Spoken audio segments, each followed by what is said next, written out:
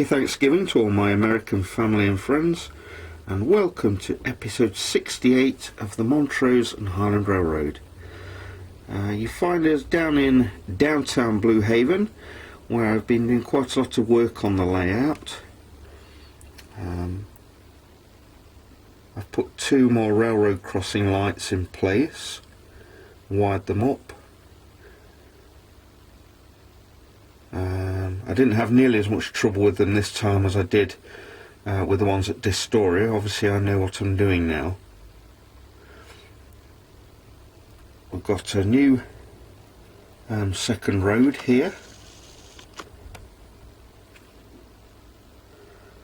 which will go down past the railroad station. Obviously you saw the rumours bar last time, complete with flashing light, but here's a new one you haven't seen. This is the Buckeye Pharmacy, painted in the OSU Ohio State University Buckeyes colours of crimson and grey. I had to get the word Buckeye in there somewhere, seeing as this is meant to be Ohio. We've got an empty lot here, which you may find intriguing, but all will become clear in the next episode. And as you can see, I've finished the Merchant's Row kit, which I put in the last video. It's not quite finished. Otto's Diner here on the end, that's going to have an interior fitted. Next door to that we've got Todd's Pets, and then Shari's Toys and Hobbies. Model Railroad section is upstairs, radio controlled toys are downstairs in the basement, and everything in between on the ground floor. We've got Ari's Delicatessen, named for my friend Ari Dodd, and Camper and Norris Attorneys upstairs. And then a friend of mine who isn't a model railroader yet, although I'm trying to get him there, Merv's Manuscripts. And there's some graffiti on the side there. I don't normally like graffiti on my buildings, but I thought perhaps it might finish off an otherwise bare wall. And I made the City Gospel mission building from spares from the Merchant's Row, and that came out really well. To say it's made up of scraps, very pleased with that. So downtown Blue Haven is coming along, still a lot more work to be done on it, but I'm really pleased with how it's developing at the moment. And now for something completely different.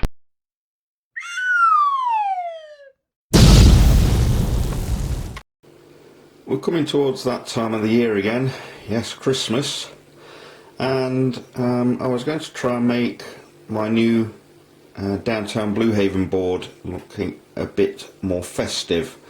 And I wanted a source of Christmas trees, so I looked on YouTube, and a guy mentions a product called Bump Chenille pipe cleaners. So Bump, B-U-M-P, Chenille, C-H-E-N-I-L-L-E pipe cleaners. Now the reason why I spell that out is because I couldn't understand what the guy was saying in the YouTube video, and it took me ages to find these, and I only managed to find one source of arts and crafts stores in the UK who actually sold these. But even before I do anything with them, you can see the sort of shape they are.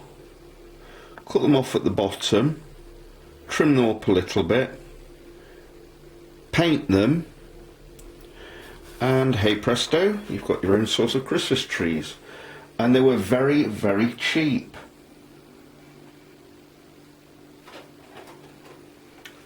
So once you cut them up, look like this.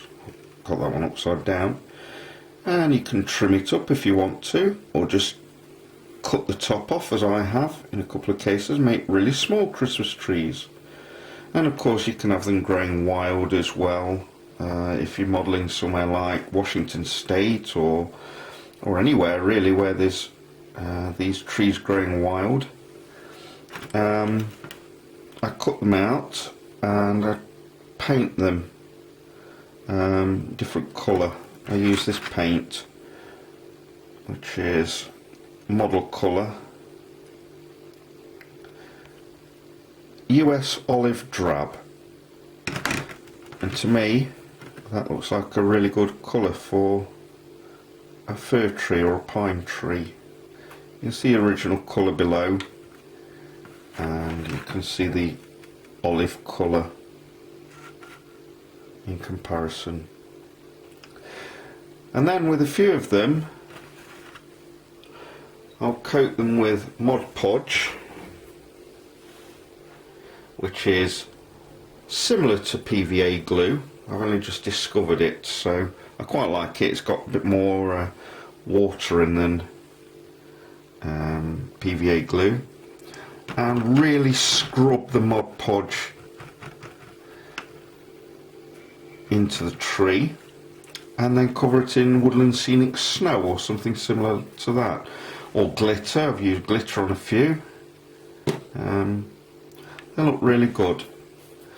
So anyway, Christmas is coming, so if you feel like putting some Christmas trees in town, then consider getting some Bump Chenille pipe cleaners from your local Hobbycraft or Hobby Lobby store, and they are available from other stores as well.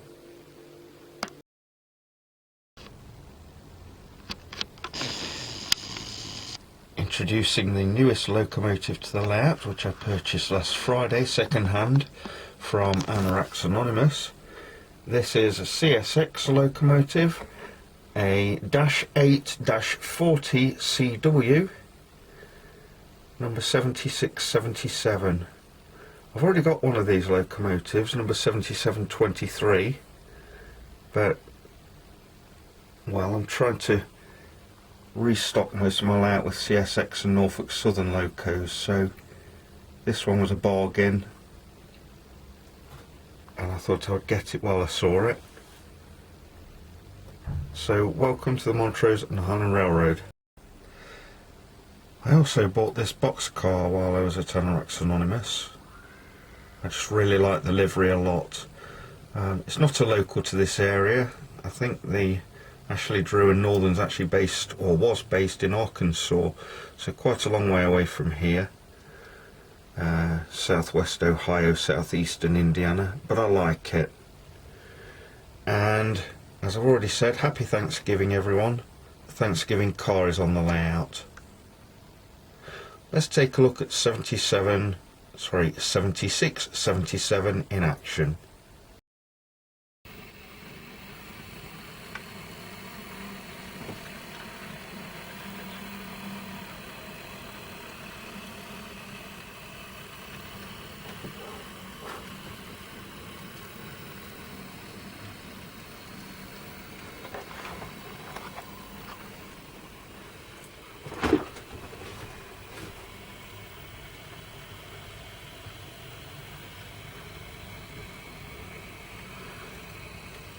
I probably could do with a little bit of weathering.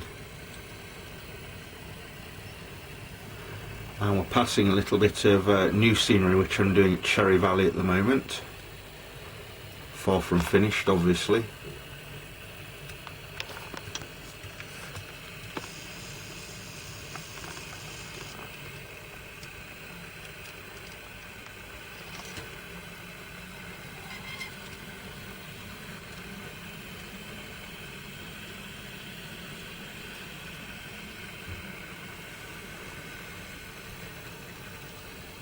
So yes, a nice loco, and I'm very pleased with her.